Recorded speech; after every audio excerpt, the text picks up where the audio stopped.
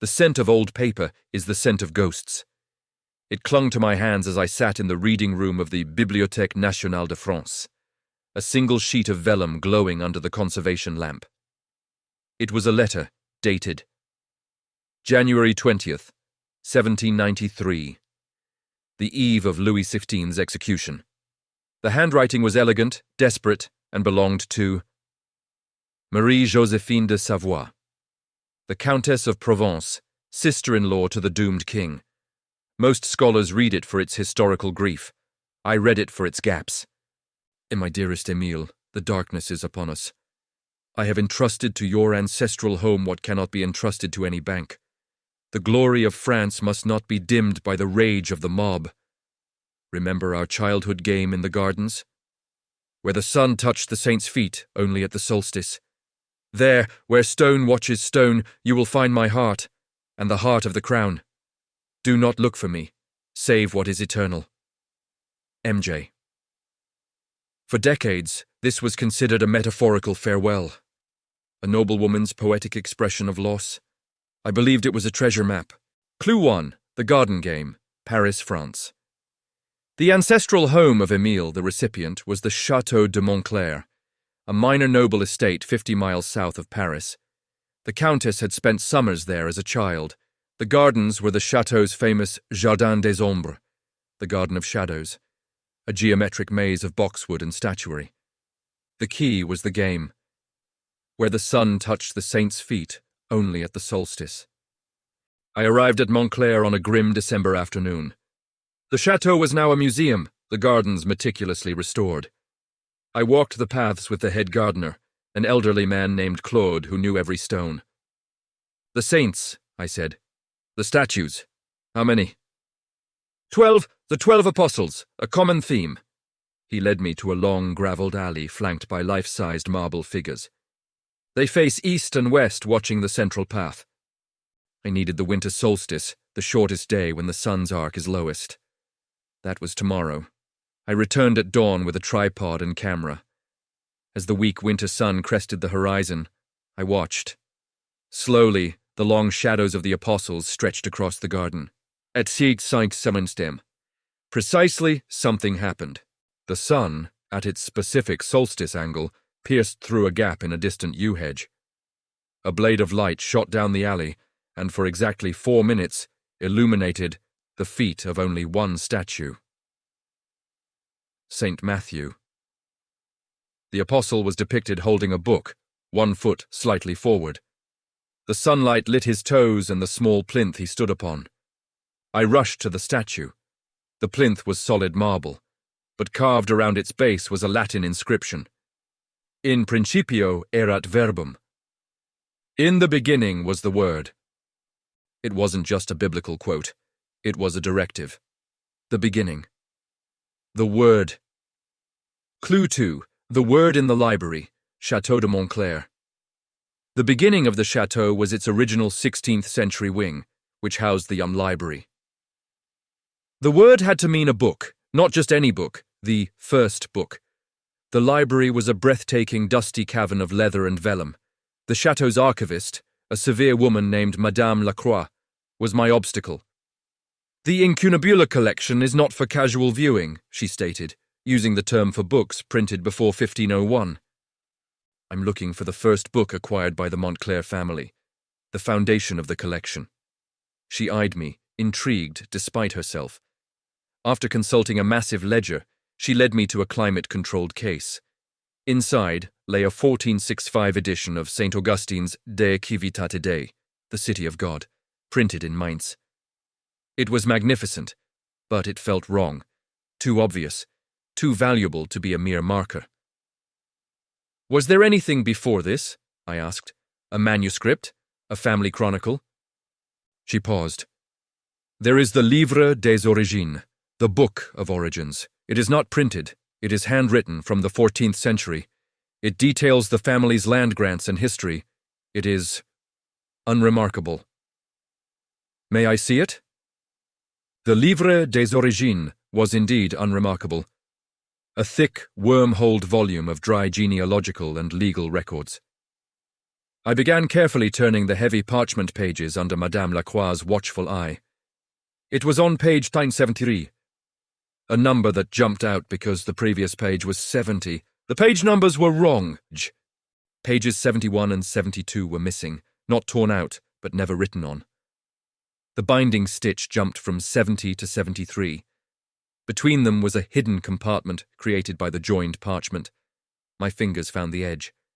With a conservator's delicate blade, which I'd brought for precisely this hope, I carefully separated the two pages. Inside the vellum cavity lay not paper, but Müller key. Not a large, ornate key. A small, steel, skeleton key of a type used for complex multi-lever locks common in the 18th century. Tied to it with a faded blue silk ribbon was a tiny ivory tag.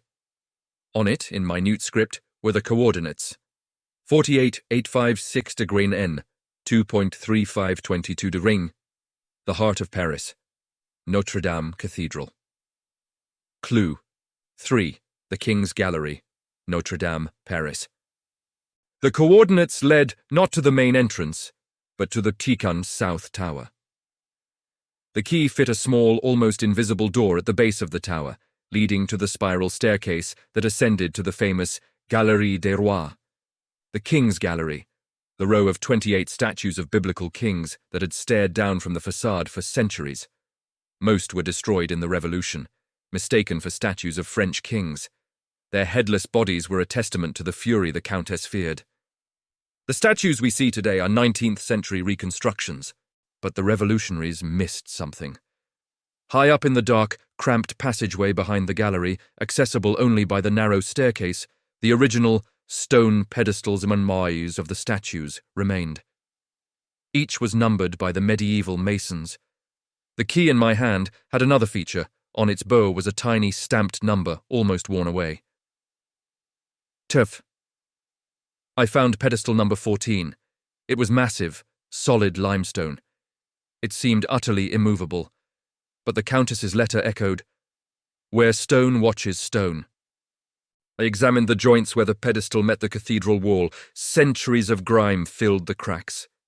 But at the back, near the floor, I found it. A small, circular depression, the size of a coin. Not a keyhole, a pressure plate. I inserted the skeleton key not to turn, but to push. I leaned my weight into it. With a gritty, deep-throated clunk that seemed to vibrate through the very bones of the cathedral, a section of the pedestal's side swung inward. A stone door, perfectly counterweighted. Perfectly. Behind it was a cavity, and inside the cavity, wrapped in oiled leather, was a brass cylinder. I unscrewed it with trembling hands. Inside was a scroll, a map, but not of a landscape. It was a map of the Parisian catacombs. Clue 4. The Bone Labyrinth, the Paris Catacombs. The map was exquisite, drawn on lambskin. It showed a section of the catacombs far from the official tourist routes, a network of quarries under the 7th arrondissement. A red line snaked through the tunnels, terminating at a chamber marked with a simple symbol, a fleur-de-lis crowned. The catacombs are a 200-mile maze of darkness, the final resting place for 6 million Parisians. The area I needed was a zone interdite, a forbidden section, unstable and uncharted. I secured permits, hired a licensed cataphile, an urban explorer named Leo who knew the tunnels like his apartment, and we descended. The air grew cold and damp. The sound of the city vanished, replaced by the drip of water and our own breathing. We left the paved tourist path and entered the raw quarry tunnels, our headlamps cutting through absolute blackness. Walls of stacked femurs and skulls watched us pass. Following the 230-year-old map was an exercise in faith. Tunnels had collapsed. Markers had eroded. Twice we hit dead ends and had to backtrack for hours. Finally, after what felt like a day in the Earth's belly, we found the marker from the map, a unique arrangement of skulls forming a jaw crossen within a circle set into the ossuary wall. According to the map, the chamber was directly behind it. The wall was solid bone and stone. There was no door. Leo, pragmatic, tapped the wall with a geologist's hammer. Solid, 3-4 feet thick, We'd need explosives. The Countess was an aristocrat, not a minor. There had to be another way. Save what is eternal. Eternal, not in the earth, but from it. I looked up. The ceiling was rough limestone. I looked down. The floor was compacted dirt and gravel. The floor, I said. We have to dig. We dug. 2 feet down, our shovels hit not rock, but wood. An old, rotting hatch, camouflaged with dirt and gravel. We cleared it. It was small, just 2 feet square, with rusted iron hinges. We pried it open. A gust of stale, dry air wafted up. Not the damp smell of the catacombs, but the preserved, neutral smell of a sealed vault. A ladder led down into deeper blackness. The hidden vault, the crown chamber. The chamber was man-made, lined with brick. It was small, perhaps 10 feet square. And in the center, on a simple stone altar, sat 3 iron-bound oak chests. The first chest, when pried open, released a light so brilliant it seemed to swallow our headlamps. The Bourbon Crown Jewels. Not all of them, the most famous, like the Narration and Saqi diamonds, had been stolen from the Garde Meuble in 1792 and mostly recovered. These were the secondary suite. Pieces deemed too identifiable to sell, but too magnificent to destroy. A necklace of Dordim, 600 matched pearls, with a sapphire the size of a quail's egg. A pair of girandole earrings dripping with rubies and diamonds. The Mont Saint Louis bracelet. A band of woven gold set with 12 engraved emeralds. And at the center, the piece that made my heart stop, the diadème des reines. The queen's diadem. A platinum crown so delicate it seemed woven from moonlight, set with 100 to 200 diamonds, and 48 pink pearls, designed for Marie Antoinette, but never worn. She had sent it to the Countess for safekeeping the night before her capture. The second chest held gold. Not coins, but ingots, stamped with the royal mint mark of the Ancien Régime. 30 of them, each weighing 1 kilogram. The third chest held paper. The true, unbelievable treasure. The lost, last wills and testaments. Of Louis XVI and Marie Antoinette, written in the Temple prison. Personal letters, signed edicts.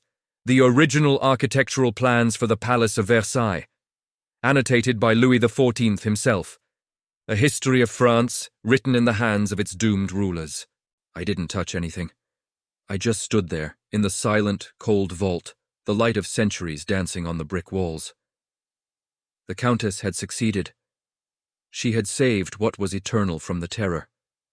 She had turned a childhood memory of light on stone into a trail that led through a garden, a library, a cathedral, and a city of the dead, to this secret heart. The valuation. We alerted the French state. The arrival of the Ministry of Culture, the police, and a swarm of historians was a controlled chaos. The jewels were taken to the Louvre's secure laboratory. The valuation took months. The gold ingots, 1.5 million euros. The historical documents, priceless but insured for exhibition at 50 million euros. The jewels. This was the staggering part. The pearls, sapphires, rubies, emeralds, their historic value far exceeded their carat weight. But the beau diadème des reines was the centerpiece, made by the house of Böhmer and Bassenge, the same jewelers who created the infamous Queen's necklace that helped spark the revolution. It was an undisputed masterpiece, documented but believed melted down. Its auction value was estimated at 80 to 100 million euros alone. The total assessed value of the find was placed at over 150 million euros, roughly 165 million. My finder's fee, negotiated with the state, was a percentage of the insured value of the non-priceless items. It was a life-changing sum, but more than that, I was given a title I cherish more. Discoverer of the Crown.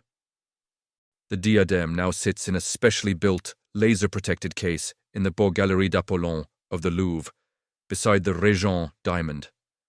People crowd around it, taking pictures of the delicate platinum leaves and the pink pearls that once belonged to a queen who never got to wear them. Sometimes I go and stand there. I don't see the diamonds. I see a beam of solstice light on marble feet. I see a gap in a page number. I see a key turning stone in the shadow of kings. I see a hatch under bones.